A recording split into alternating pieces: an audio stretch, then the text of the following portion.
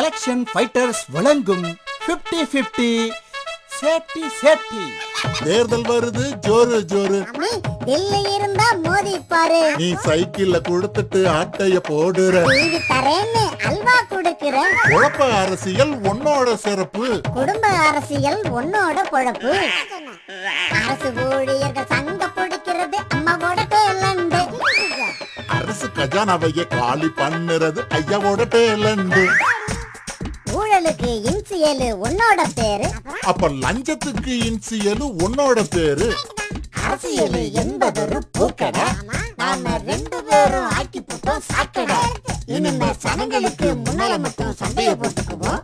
சரிசமமா தமிழ்நாட்டை பங்கு போட்டுக்குவோம். ஊழலிலும் லஞ்சத்திலும் 50-50.